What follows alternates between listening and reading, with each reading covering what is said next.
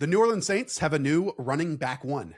That is Travis Etienne. Reported right now, we don't have the guarantees, but 4 years, $52 million. $13 million per year, Hayden.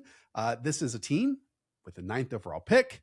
Saw what their future could be with Tyler Shuck and Kellen Moore. How does Travis Etienne fit in this offense? He's just going to be what Alvin Kamara was before. I don't think this is a contest at all. Alvin Kamara is currently on the team, but he had to take a little bit of like a pay cut, and they're moving money around to make sure they have Travis Etienne in the building. Yeah, and it could even be retirement for Alvin Kamara. Travis Etienne, that contract in terms of like total value, it's the most in the NFL at $52 million. Josh Jacobs at $48 million. Those two deals, Josh Jacobs and Travis Etienne, this is just kind of like the modern version of that. So yeah, this is going to be a no contest. I think that right now in fantasy, he's the running back 18, which is feels about right for Travis Etienne. It's a solid foundation of the offense. We like Kellen Moore. The offensive line, they've invested into it, some injuries across the offensive line. And then Tyler Shuck played pretty good football for a rookie going into his second year. So I think it's a fine environment for Travis Etienne, and you're just going to get explosives to a Saints offense that's ranked dead last in explosive run rate over the last 4 years. Right, and was dealing with an older Alvin Kamara, and then in the final few games, Devin Neal. Travis Etienne's going to be, a shot of juice into that. You talked about the offensive line. Just a couple minutes after Travis Etienne's announcement hit, it was also announced that this team has a new left guard in David Edwards from the Buffalo Bills. So if we look across the Saints offensive line, it's first rounder from last year and Kelvin Banks at left tackle. Now David Edwards at left guard, Eric McCoy at center, Cesar Ruiz at right guard, and then 2024 first round pick, Talise Fuanga at right tackle. So on paper, Hayden, that is one of the more youthful and higher investments offensive lines across the league. And I am not saying that Travis Etienne is Saquon Barkley, but we can think back to Kellen Moore's lone season with the Philadelphia Eagles, the offensive line that they had, the explosives that Saquon Barkley had to the tune of 2,000 rushing yards, 13 rushing scores. We know all about the receiving juice on top of this. So it kind of feels like they are doing their best to almost recreate that formula a little bit. And these were two avenues of doing that ahead of the NFL draft. I think that'll be refreshing for Travis Etienne. I think the offensive lines he was dealing with, even last year, the Jacksonville team was good, but the offensive line was still pretty hit and miss. This should be an upgrade for him in terms of offensive line. Even though we love Liam Cohen, how creative he is, Kellen Moore is not quite as creative in the ground game. It's just like a very stable situation, which is kind of crazy to say for the Saints. But last year, I think there's a lot of promise coming from the Kellen Moore offense. Let's talk through this Travis Etienne career so far, because, he was a former first-round pick along with Trevor Lawrence. They were teammates at Clemson. He immediately has the dreaded Liz Frank injury, I believe. Has his moments, then injuries on top of it. I was much more down on Travis Etienne heading into 2025 than you were. What do you think? What type of a player do you think Travis Etienne is right now? So he's had at least 1,400 scrimmage yards in 3 of his 4 seasons. The injuries have been a big part of his story. He kind of plays through some injuries.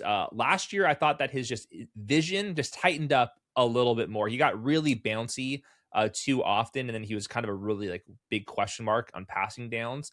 This last year, everything's kind of felt a little bit more buttoned up. He's not quite as explosive as he once was, like when we thought as a first round pick, he was going to be one of the most explosive backs in the league. He's not quite there, but I do think he's kind of just like in the NFL has developed a little bit more level of a playing style, which is going to be refreshing for somebody who's probably going to handle close to, 220, 250 carries this season. And Alvin Kamara is not going to get very many carries at all. I think if Kamara is on the team, he's going to play on passing situations. Etienne's not fantastic out there. There was a couple instances though where Etienne gets out in space and then just wiggling, breaking tackles and whatnot. So I think he's just solidified himself in the NFL, even if he's not going to live up to like a true first round running back.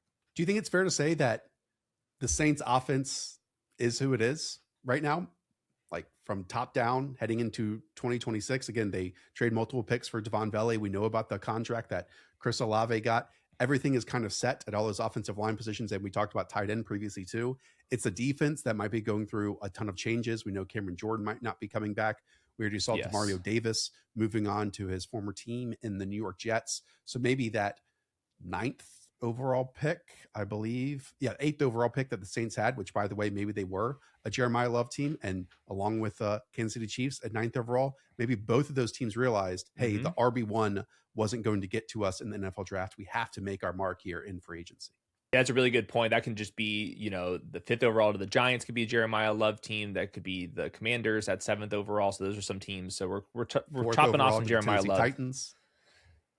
Yeah, it could be. Yeah, he's not going 8th or 9th overall. I do think that they could add a wide receiver, Mekhi Lemon, Carnell Tate, something like that in the draft up high, or maybe in free agency, kind of a low level guy. That's like the one missing ingredient that they're going to have for the rest of the offseason. But we're about 5 minutes in, and I know that the Bashal Tutin collective is just itching for some Bashal Tutin propaganda. Let me ask about that, because again, Travis Etienne went over 1,100 yards last year and 7 touchdowns on the ground, added another 6 scores and almost 300 receiving yards. Yet everything that we got dating back till January, February from Jaguars beat writers saying that they were not interested at all in re-signing Travis Etienne. So where does the Jaguars backfield go from here? Well, they got the 1-2 punch, the foundation with, a really late round pick who's going to be playing on 3rd downs for pass protection reasons. And then Bashal Tutin is going to be the early down guy with the explosiveness and really like the Travis Etienne replacement. I will warn, I do not think it's just going to be those 2 guys. There's going to be a 3rd back. And looking at Liam Cohen's history, the Buccaneers just let Rachaad White, and I'll throw out Sean Tucker out there. So this could be a 3-way competition where Bashal Tutin should be the heavy favorite because they drafted him to replace Travis Etienne. They let Etienne go. By the way, you mentioned the Jaguars beat reporters knowing this all along. Our guy, John Shipley, he's called before this. He said Etienne's going to the Saints. He said Kenneth Walker is going to the Chiefs, and then Sean Tucker is going to be a Jacksonville Jaguar. So that's how connected and how leaky this organization can be. So there's going to be another move. It's not just going to be Bashal Tutin, who to me was very inconsistent. I think his vision and stuff was pretty lacking in general, but you cannot deny the athleticism. I do trust Liam Cohen to develop him as he did with the Tampa Bay Buccaneers. And as everyone knows, we post prospect profiles here on the channel. You and I thought LaQuint Allen could immediately come in and help a team in true pass protection ability because he was fantastic at it in college. Yeah. And guess what? That's exactly what he did. Rarely do you see role-playing rookies be trusted in one-on-one blitz pickup like LaQuint Allen was last year. And he starred in that role. So his job maybe is the most safe of anyone easily in this backfield. Yes. But Tutin did have, I thought, some moments that he was, subbed in short yardage situations. And then, yes, if you get over the fumbling issues, which he showed in training camp and hit or miss during his rookie year, then you have someone that we also know that James Gladstone, during his presentation to try to join the Jaguars as a GM, said, this is going to be one of my target players in the NFL draft. Interesting. And they go on to select him. So we'll see. We'll see what happens over the next couple weeks and couple months here. Well, right now on Underdog, you can draft players like literally today.